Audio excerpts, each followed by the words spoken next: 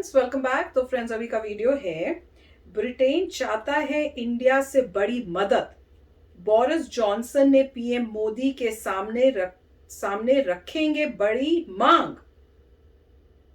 अच्छा, चाइना भी लिखा हुआ है, पता नहीं क्या चल रहा है। तो वो तो आ तो चुके हैं, अब देखते हैं कि मांगे कौन सी हैं। और लग तो बहुत ही मतलब ऐसे रहा है कि हर कोई इंडिया आके कोई ना कोई बातचीत करने जा रहा है। और यहाँ से इंडिया से भी कितने सारे इंपॉर्टेंट जो हमारे थे लोग, वो गए थे यूएसए करने टॉक्स।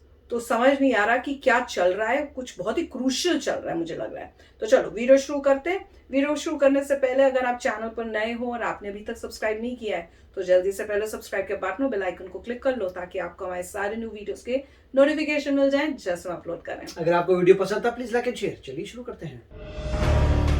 चीन के विदेश मंत्री का अचानक भारत दौरा, फिर वो रूस भी- के विदेश मंत्री का भारत में आकर वही पीएम मैं भी मोदी बोल को रही थी। मनाने की पहल, अमेरिका और भारत के बीच 2+2 वार्ता। हाँ। इतना ही नहीं, 21 अप्रैल को ब्रिटेन के प्रधानमंत्री बोरिस जॉनसन का भारत दौरा।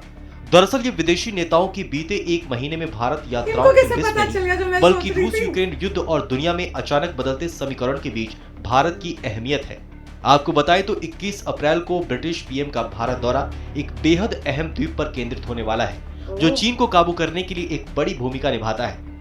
बोरिस जॉनसन के भारत दौरे के दौरान मॉरिशस के उस द्वीप को लेकर चर्चा होगी जिसको मॉरिशस की आजादी के बाद भी ब्रिटेन ने अपने कब्जे में रखा और फिर 1966 में इस द्वीप को मोटा पैसा लेकर अमेरिका को लीज पर दे दिया।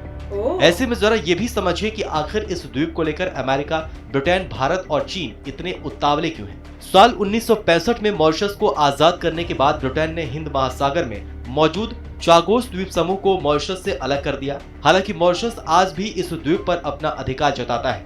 1966 में अमेरिका ने ब्रिटेन से एक समझौता किया था, जिसके तहत अगले 50 सालों तक यानी 2016 तक उसे बिना किसी रोक टोक के डिएगो गार्सिया पर सैन्य गतिविधियों के संचालन की छूट मिल गई। इस समझौते के साथ ही अमेरिका ने ब्रिटेन के साथ मिलकर इस द्वीप समूह पर वायु और नौसैनिक बेड़े को तैनात कर दिया। बता दें कि डिएगो गार्सिया चागोस द्वीप समूह का एक हिस्सा है। अब जरा आपको ये भी समझा देते हैं कि बीते कई दशकों में इस द्वीप को लेकर इतना विवाद क्यों है, आखिर ब्रिटेन, अमेरिका क्या चाहते हैं और भारत का इसको लेकर क्या पक्ष है। हिंद महासागर के बीचों बीच स्थित डिएगो गार्सिया द्वीप का रणनीतिक महत्व इसलिए है क्योंकि इस द्वीप की भौगोलिक स्थिति बेहद महत्वपूर्ण है। बता दें कि अमेरिका ने डिएगो गार्सिया स्थित अपने सैन्य बेड़े का इस्तेमाल इराक और अफगानिस्तान के युद्ध के समय में भी किया था। भारत के लिए डिएगो गार्सिया में अमेरिकी फौज की मौजूदगी तब खासा सिरदर्द साबित हो गई थी जब 1971 के भारत पाकिस्तान युद्ध के दौरान दुनिया में शीत युद्ध का माहौल बना हुआ था। उस दौर में अमेरिका अपने हितों के मद्देनजर खुलकर पाकिस्तान के समर्थन में आ गया। इसी दौर में हमारे देश के रणनीतिकारों में एक राय बनी थी कि डिएगो गार्सिया में अमेरिकी सैन्य बेड़ों की उपस्थिति भारत के लिए भारी खतरा है। लेकिन समय बीतने के साथ दुनिया की राजनीतिक परिस्थितियां भी बदली और इस द्वीप को लेकर अमेरिका और ब्रिटेन का समर्थन भारत के लिए एक फायदे का सौदा बन गया। इस द्वीप पर अमेरिका ने अपने बड़े जंगी बेड़े को तैनात कर रखा है, जिसमें अमेरिका की खतरनाक परमाणु मिसाइलें भी शामिल हैं, जो चीन को काबू करने के लिए एक बड़ा कदम है। ऐसे में भारत के द्वारा इस द्वीप को लेकर अमेरिका और ब्रिटेन का समर्थन फायदे का सौदा हो जाता है। हालांकि चीन इस द्वीप पर अमेरिकी तैनाती को लेकर तिलमिलाया रहता है। 21 अप्रैल को बोरिस जॉनसन के भारत दौरे के दौरान जब इस द्वीप को लेकर चर्चा होगी तो भारत बीच का रास्ता निकालने की कोशिश करेगा। जानकार मानते हैं कि इस मुद्दे पर भारत का पक्ष ये हो सकता है कि इस द्वीप की लीज में जो पैसे ब्रिटेन अमेरिका से ले रहा है वो मॉरिशस को दी जाए और अमेरिकी सेना की द्वीप पर तैनाती ज्यों की त्यों बनी रहे, जिससे एशिया में चीन को काबू करने में भारत को मदद मिलती रहे। बहरहाल हमारी इस खबर को लेकर आपकी क्या राय है, हमें कमेंट सेक्शन में जरूर बताइए। बाकी देश और दुनिया की तमाम बड़ी खबरों के लिए देखते रहिए TVNN भारतवर्ष। तो काफ़ी अच्छा वीडियो था और इसमें मेन पॉइंट यही है कि जो आइलैंड है ये कह रहे हैं कि ब्रिटिश के पास पहले था और मॉरिशस को मिला नहीं और फिर उन्होंने वो लीज कर दिया यूएस को और यूएस ने अपने वहाँ पे मिलिट्री बेसिस बना दिए। और जैसे कह रहे हैं कि इंडिया की पाकिस्तान की जब वॉर हुई थी इंडिया पाकिस्तान की, तब ऑफ कोर्स यूएस जो है पाकिस्तान के साथ था तो हमें लॉस हुआ था, क्योंकि फिर ये था कि वहाँ से ही यूएस अपने मिलिट्री अपनी फ्लाई करा सकता है, वो उनको लैंडिंग एरिया मिल गया, वहाँ से ऑपरेशंस कर सकता है इंडिया के अगेंस्ट। मगर जैसे कह रहे हैं जैसे समय बीता और पूरी जियो पॉलिटिक्स में अलाइनमेंट चेंज हुई है तो अब ये हमारे फायदे में आ रहा है। क्यों? क्योंकि अब यूएस इंडिया एक तरफ हो गए हैं और चाइना एक नया प्लेयर आ गया। उस वक्त चाइना था ही नहीं इक्वेशन में, अब चाइना इक्वेशन में आ गया। तो उससे क्या है कि अगर आप डील कर लें, कुछ कर लें, तो यूएस क्रिटिकल चीज़ें रख सकता है। जैसे वो कह रहे हैं कि न्यूक्लियर वेपन्स भी वहाँ पे हैं, तो इसलिए वो कभी भी जो है चाइना पे अटैक कर सकता है यहाँ से पास में। तो ये है कि उनका एक एयरक्राफ्ट कैरियर बच गया। नॉर्मली कैसे वॉरफेयर करेगा, यूएस इतनी दूर है, चाइना यहाँ पे, तो वो एयरक्राफ्ट कैरियर्स के थ्रू ही होगा, क्योंकि अब पैदल तो आ नहीं सकते। तो एयरक्राफ्ट कैरियर्स आएंगे, वहाँ से एयरप्लेन्स लेके जाइए और करिए, और या फिर नेवल शिप्स जो हैं वो वहाँ से अटैक करेंगे चाइना को। तो अब ये फ़ायदा उनके पास आइलैंड की वजह से ये है कि वहाँ से इक्विपमेंट बहुत स्टोर कर सकते हैं। कि आप एयरक्राफ्ट कैरियर में आपको पता ही है जगह लिमिटेड है, तो यहाँ पे जगह तो यहाँ पे लिमिटेड है, मगर यहाँ पे वेट का चक्कर नहीं है, कितना वेट डालना है आप, जितना मर्जी वेट डालिए, जैसे भी अरेंज करिए। तो ये बहुत अच्छी बात हो गई है। अब जो है मिस्टर बोरिस जॉनसन इंडिया में आ रहे हैं, तो देखते हैं कि क्या बात हो रही है। ऐसे ही कहीं मैंने पढ़ा था कि वो फ्री ट्रेड एग्रीमेंट के बारे में बात कर रहे हैं। अब ये पता नहीं किसे FTA बोला जा रहा है, फ्री ट्रेड एग्रीमेंट, कि क्या यूके और इंडिया फ्री ट्रेड की तरफ जा रहे हैं। तो ये देखना पड़ेगा कि किस में बेनिफिट होता है, क्योंकि मोदी जी की गवर्नमेंट ने कहा था कि हम जितने भी फ्री ट्रेड एग्रीमेंट्स हैं सब बंद कर देंगे, सिर्फ वही रखेंगे जहाँ पे इंडिया को फ़ायदा है। अगर आप फ्री ट्रेड करते हैं और दूसरी कंट्री कुछ आपसे नहीं खरीद रही, मैक्सिमम आप ही वहाँ से इंपोर्ट करें, तो आपका लॉस हो गया।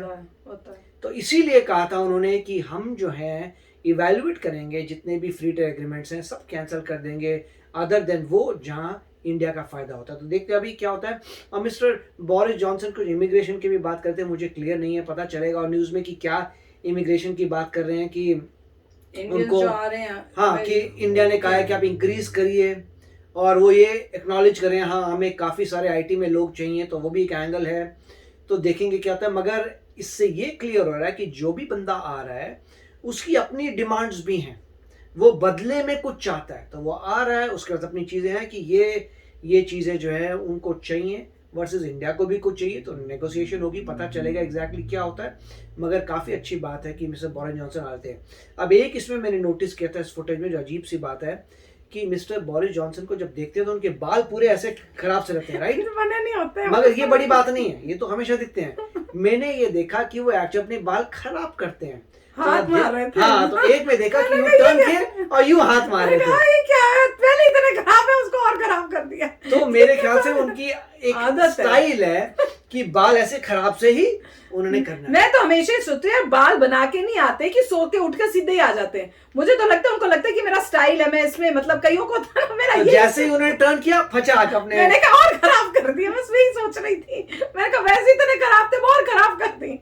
पता नहीं, पर इसमें ये वो भी तो बोल रहे थे कि पहले जो पैसा होता था वो जो है ब्रिटेन ले रहा था, पर अब मोदी जी के हिसाब से अब वो बात करके ये देखेंगे कि आइलैंड के लोगों को वहीं पे उनकी गवर्नमेंट या जो भी है उनको वो पैसा मिले। तो मुझे लग रहा है कि अब उसकी भी कोई टॉक हो रही है, मॉरिशस भी हो सकता है फिर इन्वॉल्व होगा, उनको फायदा हो रादर देन कि जो ये यूके है वो ले रहा हो। तो वो मुझे बड़ा अजीब लगा कि इतने सालों से वो हो रहा है और अभी भी वो ये पैसे ले रहे थे। और 2016 में कह रहे थे कि जो भी ये एग्रीमेंट था वो 2016 ही तक का था, तो हो सकता है उसी यूएस के साथ, हाँ यूएसए के साथ। तो अब पता नहीं अभी क्या चल रहा है, पर इंटरेस्टिंग सबसे अच्छा जो है जिससे बहुत देख के खुशी होती है वो होता है कि इंडिया एक सेंटर पॉइंट बन गया अब। और देख लो कि जो प्राइम मिनिस्टर ऑफ यूके वो खास स्पेशली आए हैं इंडिया में ऐसी डील्स करने के लिए, खुद इंडिया आए हैं और वहां पे बातचीत होगी।